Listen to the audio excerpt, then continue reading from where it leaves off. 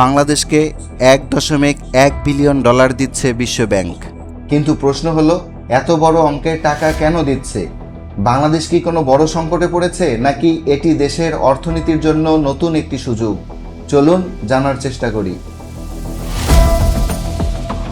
সম্প্রতি বিশ্বব্যাংক বাংলাদেশের জন্য 1.1 বিলিয়ন মার্কিন ডলারের অর্থায়ন অনুমোদন করেছে। এই অর্থের উদ্দেশ্য শুধু ঋণ দেওয়া নয়, বরং দেশের অর্থনীতিকে আরও স্থিতিশীল রাখা এবং গুরুত্বপূর্ণ খাতে সহায়তা করা। বিশেষ করে কর্মসংস্থান সৃষ্টি, বেসরকারি খাতে বিনিয়োগ বাড়ানো, ব্যাংকিং খাতের সংস্কার এবং জলবায়ু পরিবর্তনের ঝুঁকি মোকাবিলার মতো খাতে এই অর্থ ব্যবহারের পরিকল্পনা রয়েছে। এর পাশাপাশি বাংলাদেশের অর্থনীতি সাম্প্রতিক বছরগুলোতে উচ্চ মূল্যস্ফীতি, বৈদেশিক মুদ্রার চাপ এবং বৈশ্বিক অনিশ্চয়তার মতো চ্যালেঞ্জের মুখোমুখি হয়েছে। এমন পরিস্থিতিতে বিশ্বব্যাংকের এই অর্থায়ন আন্তর্জাতিক মহলের আস্থার একটি ইতিবাচক বার্তা হিসেবেও দেখা হচ্ছে।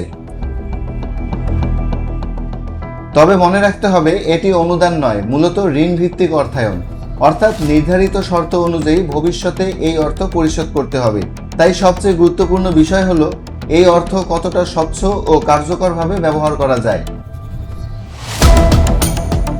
যদি এই অর্থ সঠিকভাবে ব্যবহার করা যায়, তাহলে দীর্ঘমেয়াদে কর্মসংস্থান, বিনিয়োগ এবং অর্থনৈতিক স্থিতিশীলতার ইতিবাচক প্রভাব পড়তে পারে। কিন্তু যদি পরিকল্পনা অনুযায়ী বাস্তবায়ন না হয়, তাহলে কাঙ্ক্ষিত সুফল পাওয়া কঠিন হবে। এখন কথা হচ্ছে, এই 1.1 বিলিয়ন ডলার কি বাংলাদেশের অর্থনীতির জন্য বড় সুযোগ বয়ে আনবে, নাকি ভবিষ্যতের জন্য আরেকটি ঋণের বোঝা হতে যাচ্ছে?